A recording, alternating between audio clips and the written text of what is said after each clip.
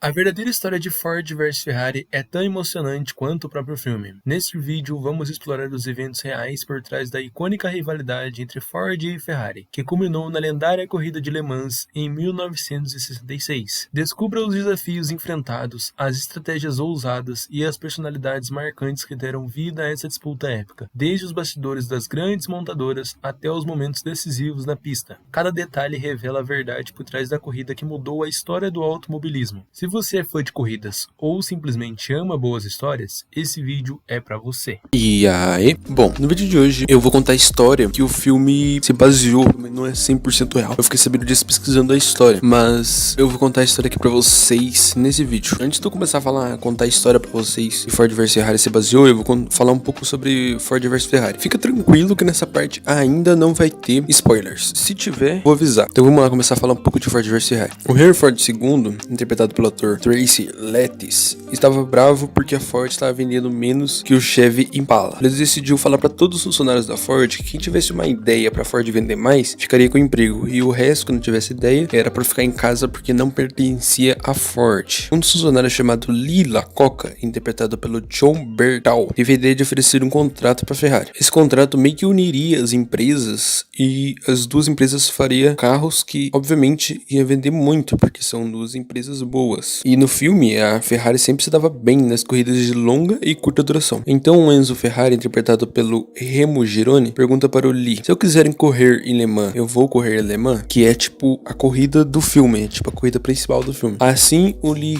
dá uma enrolada e acaba dizendo nada com nada. Aí o Enzo percebeu que a proposta não era nada boa pra ele, que ele ia só sair perdendo. Então ele acaba ficando bravo, insulta a Ford, insulta o dono da Ford, os funcionários e tal. Depois disso, o Lee tem outra ideia. Ele convence o dono da Ford a deixar a Ford correr em Le Mans, que é uma corrida que dura 24 horas, e existe até hoje essa corrida. Existe até hoje porque o filme se passa em 1966, se eu não me engano. Então, o Lee vai atrás do Carroll Shelby, interpretado pelo Matt Damon. O Lee, ele foi atrás do Shelby por conta que o Carroll Shelby era o único americano que tinha ganhado as 24 horas em Le Mans. E quem conhece pouco dos carros sabe que Ford e Shelby são duas coisas que, se fizer fusão, dá bem certo, né? Carroll Shelby, ele aceita a proposta de trabalhar com a Ford e fazer um carro para correr as 24 horas em Le Mans. Mas o Shelby já estava aposentado das corridas, então não dava para ele fazer o carro e correr. Então ele vai atrás de um amigo dele que é piloto, chamado Ken Miles, interpretado pelo Christian Bale. E o Ken, ele é piloto ativo. Ele não aceita de primeira a proposta do Shelby, que faltava só 3 meses para correr lá em Le Mans. Ele achava impossível fazer um carro tão bom em tão pouco tempo. Mas o Shelby leva o Ken para ver um carro, que é o Ford GT40. O Ken, ele dirige no carro e ele muda de opinião. Aí acontece várias coisas do filme que daí, se eu contar, acaba sendo spoiler. E a história que eu vou contar aqui pra vocês, obviamente vai ter spoiler do filme, né? Não, se foi a história que foi baseada pra história do filme, obviamente vai ter spoiler do filme. Depois de tudo isso de Ford vs Ferrari, bora pra história. Em 1963, Enzo Ferrari teria oferecido sua fábrica de carros esportivos a Henry Ford II. Enzo fez isso para que a imagem da Ford rejuvenescesse na Europa. Henry percebeu que a empresa de Enzo, que é a Ferrari, não estava tão boa e colocou algumas condições nada boa no contrato, só que nada boa pro Enzo, boa pro Henry. Só que o Enzo queria uma coisa que a Ferrari não tinha e a Ford tinha. Essa coisa era a liderança de segmentos de carros esportivos. Então ele acabou aceitando o contrato. Mas não pense que ele foi burro. Já que o Henry tinha colocado suas condições no contrato, ele decidiu fazer o mesmo e também colocou as suas. A única condição que ele colocou dava poderes inquestionáveis dentro da divisão de corridas da Ferrari. Só que o Henry não aceitou. Ele exigia que todos os orçamentos acima de 828 mil euros fossem pré-aprovados por uma comissão presidida por curadores de sua confiança. Enzo, que era bem esperto, não aceitou e disse para Henry ir às favas, que quer dizer ir a longe. Depois de tudo essa treta que rolou entre o Henry Ford e o Enzo Ferrari, os dois ficou trocando farpas nos jornais. Então falava mal ali, não sei o que, falava mal ali. Essas trocas de farpas seguiu até o dia que o Henry criou o departamento de competições automobilísticas dentro da Ford. O único objetivo desse departamento de corridas da Ford era tirar a influência que a Ferrari tinha nas corridas de longa duração. Objetivo difícil, já que a Ferrari havia conquistado o primeiro lugar em todas as edições de Le Mans na década de 1960. Era impossível a Ford ganhar a Ferrari em Le Mans, por conta que tinha muito pouco tempo para eles fazer um carro para ganhar da Ferrari. Mas em menos de um ano, a Ford lançou o Ford GT40. O carro usava um motor V8 de 4,2 litros e era capaz de atingir 321 km